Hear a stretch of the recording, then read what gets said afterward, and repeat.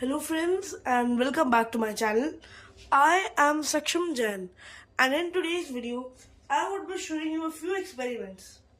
So the first experiment is called the hidden writing.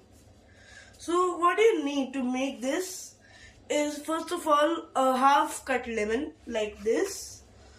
Then secondly you will also need a place where you can write, so you can even use some rough paper like this.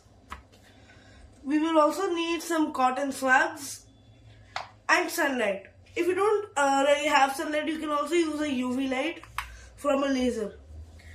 So now this is what we have to do. We will take a cotton swab. We will just squirt a bit of the water here, and now you can just pick it up and write here.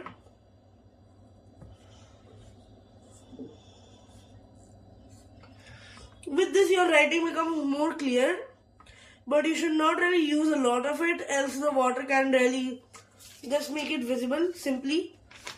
So now when you see it under the UV light, you can clearly see all the marks of the H and the I.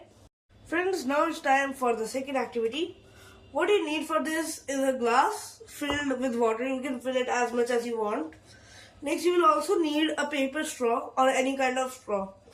So what you have to do is, we are trying to capture the water in a straw without any lids. So what we have to do is put this straw into the water simply like this. Then we will just block the one of this opening with any of our fingers. Just like this. When I will lift it up, you can even see the water caught inside. And if I will leave it, the water will exit like this. So yes, that's basically it, and that is basically our experiment. Now for the next and the last activity, I am going to be actually bending the water. So basically it's nothing hard. For example, I just turn on the tap a little bit. Yes. Now I will take this balloon and rub it on my hair once again.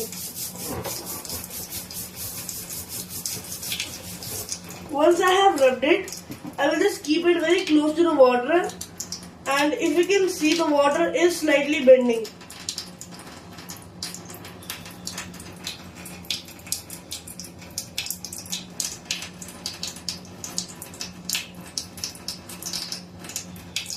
Now to get a better effect, you should try to rub it on your hair for a more time, or alternatively, you could even just ensure that your hair are dry and you do not touch any kind of metal. So once again, this time you can see that the pull is much stronger. And yes, that's basically how you can literally bend water in your own kitchens. Thank you. Bye.